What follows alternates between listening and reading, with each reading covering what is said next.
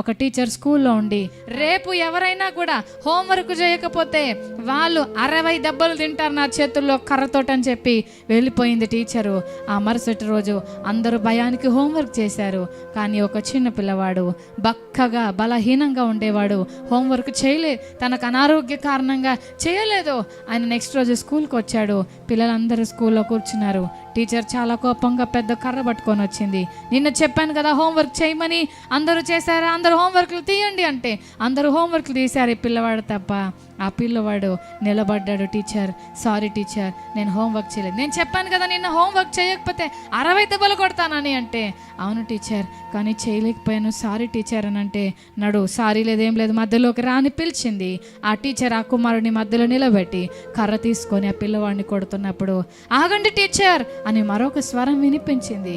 ఎవరని ఇలా చూస్తున్నప్పుడు ఒక పిల్లవాడు ఆగండి టీచర్ అని గబగబా తన బెంచ్లో ఉన్న ఫ్రెండ్స్ అందరినీ దాటుకుంటూ ముద్దుకొచ్చి ఆ ఫ్రెండ్ని పక్కకు జరిపి, టీచర్ మా ఫ్రెండ్ని కొట్టకండి, నన్ను కొట్టండి.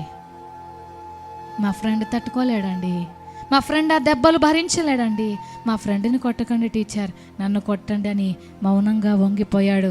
ఆల్రెడీ టీచర్ ముందే చెప్పింది కొడతానని, ఇప్పుడు మాట తీసుకోవడం ఇష్టం లేక ఆ స్నేహితుని బదులు ఈ స్నేహితుని కొట్టింది. 1 కాదు 60 దెబ్బలు కొట్టింది. ఆ దెబ్బలతో వీపంతా వాతలు పడ్డాయి. ఆ వాతలతో ఆ పిల్లోడు కుప్పకూలిపోతుంటే ఆ పిల్లోడిని 60వ దెబ్బ కొట్టాక అలా 2 చేతుల మీద ఎత్తుకొని ఏడ్చుకుంటూ గదిలో నుంచి బయటికి వెళ్ళింది. కారణం ఏంటంటే దెబ్బలు తిన్నవాడు టీచర్ వాళ్ళ కొడుకే, టీచర్ సొంత కొడుకే ఆ దెబ్బలు తిన్నాడు. ఎందుకో తెలుసా, తన స్నేహితుని మీద తనకున్న ప్రేమ ఎంత గొప్పదంటే ఆ స్నేహితునికి పడవలసిన శిక్ష యావత్తు తానే భరించాడు. నా స్నేహితుడు తట్టుకోలేడు, నా స్నేహితుడు భరించలేడు, ఆ స్నేహితుడు ఆ దెబ్బలు తింటే చచ్చిపోతాడు, వాడు చావు నేను చూడలేను, అవసరమైతే వాడి కొరకు నా ప్రాణమైన ఇవ్వటానికి నేను సిద్ధంగా ఉన్నానని ఆ స్నేహితుని యొక్క దెబ్బలు తాను ఎలా భరించాడో, ఈరోజు ఆ సిలువకు నువ్వు ఎక్కలేవని, ఆ ముళ్ళ కిరీటం నువ్వు భరించలేవని, 39 కొరడా దెబ్బలు నువ్వు భరించలేవని, ఆ అవమానాలు నువ్వు తీసుకోలేవని, ఆ నిందలు నువ్వు తట్టుకోలేవని, ఆ పాపం వలన వచ్చి శాపగ్రస్తమైన మరణం, ఆ సిలువ మీద వేలాడుతున్న మరణాన్ని నువ్వు అనుభవించలేవని గొల్గొతా కొండ మీద ఆ బరువైన సిలువను మోసుకొని కలువరి సిలువలో ప్రభు నీ కొరకు ఆ బరువైన సిలువను భుజం మీద వేసుకున్నాడు. ఆయన గడ్డాన్ని పెరికి వేసిన, ఆయన చెంప మీద కొట్టిన, ఆయన ముఖం మీద ఉమ్మ వేసిన, ఆయనను ఎంత గాండ్రించి ఉమ్మ వేసిన, ఆయన దూషించిన, ఆయన శరీరం అంతా 39 దెబ్బలతో ఆ శరీరం అంతా పొలము దున్నబడినట్లుగా వీపు దున్నబడి నీ కొరకు నా కొరకు ఆ రక్తమంతా కారిపోతున్న రక్తముతో శరీరం అంతా దెబ్బలతో కలువరి సిలువకెక్కాడు. ఆయన చేతులకు బలమైన మేకులు, నీ చేతులతో నా చేతులతో చేసిన పనికి మాలిన పాపము కొరకు ఆ సిగరెట్లు, ఆ మందు బాటిళ్ళు ఏ చేతులతో పట్టుకున్నావో ఆ చేతుల కొరకు ఆ చేతులు మేకులు కొట్టబడ్డాయండి. నీ తలలో వచ్చిన భయంకరమైన పనికి మాలినపు పాపపు సంబంధమైన తలంపుల వల్ల ఆ తలకు ముళ్ళ కిరీటం పెట్టబడిందండి. దేవునికి ఇష్టం లేని మార్గాల్లో నువ్వు పరుగులు ఎత్తుకుంటూ తిరిగావు కదా, మందు షాపుకో, వ్యభిచార గృహాలకో, పాప సంబంధమైన ప్రాంతాలకో నువ్వు నడుస్తున్నావు కదా, ఆ నడిచిన కాళ్ళ అడుగుల వల్ల ఆయన కాళ్ళకు మేకులు కొట్టించుకున్నాడండి. నీ శరీరాన్ని పాపానికి అమ్మి వేశావు కదా, ఆ పాపం వల్ల వచ్చు జీతం మరణం కనుక నీ మరణాన్ని తన భుజం మీద వేసుకొని కలువరి సిలువలో ఒక శాపగ్రస్తమైన మరణాన్ని నీ కొరకు నా కొరకు ప్రభు అనుభవించాడు.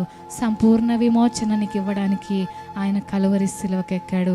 వద్దండి టీచర్ గారు, మా ఫ్రెండ్ని కొట్టకండి, ఆ దెబ్బలు నన్ను కొట్టండి అని అలా స్నేహితుడు ఎలా అన్నాడో, నా బిడ్డలను కొట్టద్దు, నన్ను కొట్టు.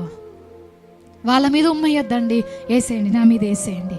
వాళ్ళ మొక్క మీద కొట్టకండి, అవసరమైతే నన్ను కొట్టండి. వాళ్ళనేమనకండి, నన్నండి, నన్ను నిందించండి, నన్ను దూషించండి. అది భరించడానికి గొప్పవాడిని నేను, మానవునికి సామాన్యమైన వాడిగా ఈ లోకానికి వచ్చాడని శిలువ మీద ఆ స్థానాన్ని భరించాడు. ఈరోజు ఇక్కడ కూర్చున్న ఎవరైనా సరే, లైవ్లో ఈ మాటలు వింటున్న వారు ఎవరైనా సరే, ఒక్కసారి just imagine your self on the cross. సిలువ మీద నిన్ను నీవు ఒక్కసారి ఊహించుకో. ఆ మరణాన్ని, ఆ వేదన, ఆ గాయము, ఆ బాధ, ఆ శిక్ష, అదంతా కూడా ఒక్కసారి నువ్వు గమనించు, ఆలోచించు. అది యేసయ్య స్థలం కాదు, నీ స్థలం, నా స్థలం. ఆ శిక్ష, ఆ వేదన అది ఆయనది కాదు, అది నాది, అది నీది. కానీ నిన్ను పక్కకు నెట్టేసి ఆయన తీసుకున్నాడు. ఆ సిలువ ద్వారా ఈరోజు నాకు రక్షణ, ఆ సిలువ ద్వారా ఈరోజు నాకు విమోచన, ఆ సిలువ ద్వారా ఈరోజు నాకు విడుదల, ఆ సిలువ ద్వారా ఈరోజు పాతాళం వైపు, నరకం వైపు వెళ్ళిపోతున్న నన్ను లాక్కొచ్చి పరలోకపు మార్గంలో నడిపించింది ఆ సిలువ. విలువ లేని వారమండి, పనికి మాలిన వారమండి, తృణీకరించబడిన వారమండి, ఎన్నిక లేని వారమండి, అయోగ్యులమండి. కానీ ఒక్క సిలువ మరణం నీ జీవిత స్థితిగతులను మార్చేసిందండి. One cross changed everything. ఒక సిలువ సంపూర్ణంగా నీ పరిస్థితులను మార్చిపడేసిందండి. ఒక్క సిలువ ప్రపంచంలో ఉన్న మానవ జాతికి అందరి పాపాలకు సమాధానం చెప్పింది. ఒకవేళ ఇక్కడ కూర్చున్న మీలో ఇంకా ఎవరైనా మీ పాపముల చేత నలిగిపోతున్నారేమో, అయ్యో నేను దేవునికి దూరంగా జీవించి ఎన్నో బాధ పెట్టే పనులు చేశాను, నాకు క్షమాపణ దొరుకుతుందా? నేను క్షమించలేనంత భయంకరమైన వ్యక్తిని, నా పాపము చాలా ఘోరమైంది, ఎంతో ఘోరమైన కార్యాలు నేను చేశాను, ఎంతో భయంకరమైన పాపము నేను చేశాను. ఇంత భయంకరమైన పాపాన్ని ప్రభు క్షమిస్తాడా అంటే దేవుడు మనతో మాట్లాడుతున్న మాట, ఆయన దగ్గర దొరికే విలువైన బహుమానం క్షమాపణ దేవుడు మనకి ఇస్తాడని దేవుని వాక్యం ద్వారా ప్రభు మనతో మాట్లాడుతున్నాడు. అందును బట్టి గట్టిగా ప్రభుకు స్తోత్రం చెల్లిద్దాం. హల్లెలూయా.